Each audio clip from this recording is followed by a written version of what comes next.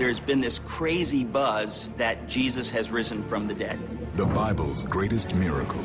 There's a gap between his resurrection and his ascension. Remains one of its greatest mysteries. Well, what was he doing during those 40 days? Why is he back? Tell you. Now religion and science meet at the cross.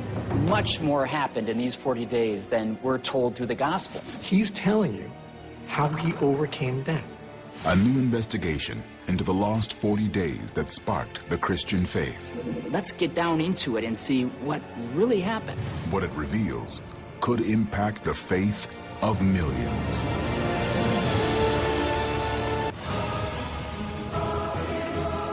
The New Testament of the Bible.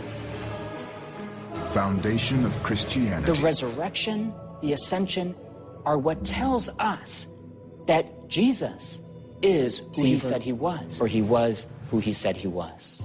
Connections being made, there's explanations given. About it. This remains a mystery. The New Testament itself explicitly states that much of what happened during the 40 days is not included in the gospel. Jesus Christ comes back from the dead and walks the earth for 40 days. At the end of those 40 days, he ascends to heaven. With them for 40 days. And they're imagining the Son of God with a physical body, able to be touched, still having the nail prints in his hands. Those days number walking around the most profound in the Bible.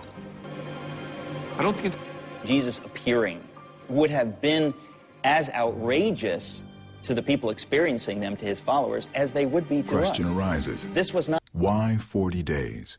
40 is an public ministry, evocative 40 number. days in the desert. So the 40 Centuries days of religious art depict the resurrected Jesus Christ walking among the living for 40 days. But what did he do? What did he say? The principal sources of our knowledge of Jesus, Jesus of Nazareth who walked on this earth, are the Gospels, Matthew, Mark, Luke, and John. But besides the New Testament, are there additional tools, materials that could help illuminate this most profound of Christian beliefs? Including the most revered and controversial artifact in Christendom, the Shroud of Turin. if this is real, it's a witness to an impossible event. Impossible events of the aren't core supposed truth to of the lead. Christian faith. The body of Jesus Christ at the very moment of resurrection.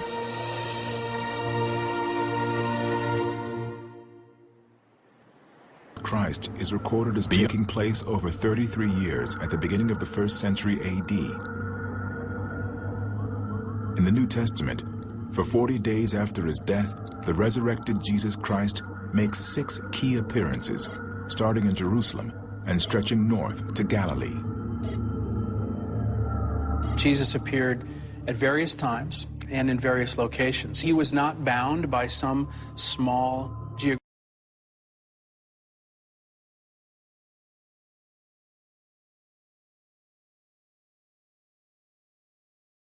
geographic area, but yet he was able to move and appear in different places at different times. Use it to visualize the 6 key moments when a resurrected Jesus Christ appears to his followers and changes the world as a singular Jesus. At the time of Jesus, women were not even allowed to testify in court. They were not accepted as witnesses. So you'd never choose them if you were concocting an account to be the witnesses to this event. The Bible identifies that first witness as Mary Magdalene, a woman with a questionable past.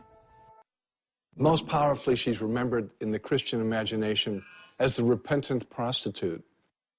She has been associated with sin, particularly with sexual sin and prostitution.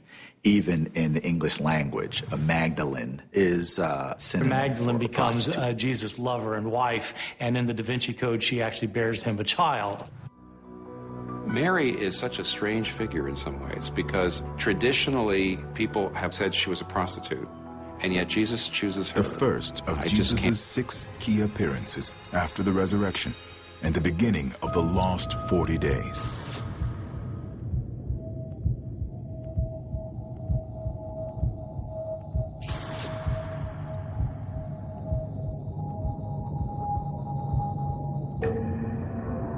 Go and tell. He says to my other followers that you see me, that I'm alive.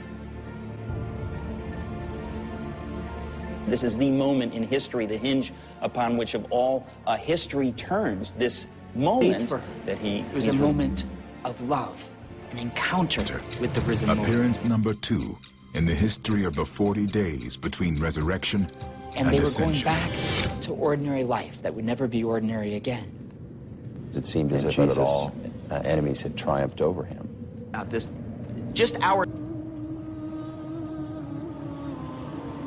See him, and the hope was dashed. Come to this crushing... The stranger then starts to unpack to them why the Messiah had to die. He basically gives them a Bible study on the road. God had promised a Messiah who would take away the sins of the world, that Messiah had to be crucified, that he had to raise from the dead on the 3rd day. They don't know who he is. Jesus picks up the bread, he blesses it, and he breaks it. When Jesus... This is the resurrected Eucharistic Jesus. moment when you break the bread that you see who Jesus is. At every point of the day, somewhere is doing this ritual. There is no meal that has lasted as long, referring as to the last supper, the location of no... the 3rd appearance, an upper room in the ancient and sacred city of the Jewish people, Jerusalem. What the atmosphere would have been like. Everybody felt the darkest of darkness.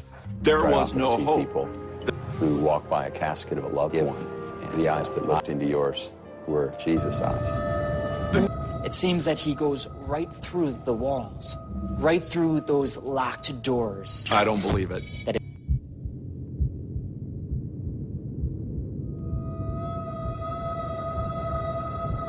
And he calls Thomas forward and says, Thomas, take your fingers and put them into my hands.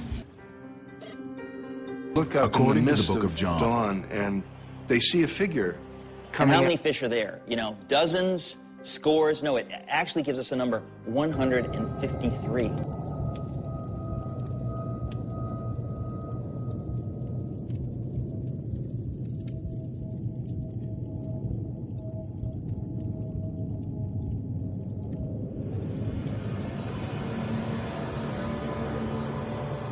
Actually physically going back to heaven. The ascension, of course, is mysterious because we don't see people ascending to heaven very often. The scene was beyond human words.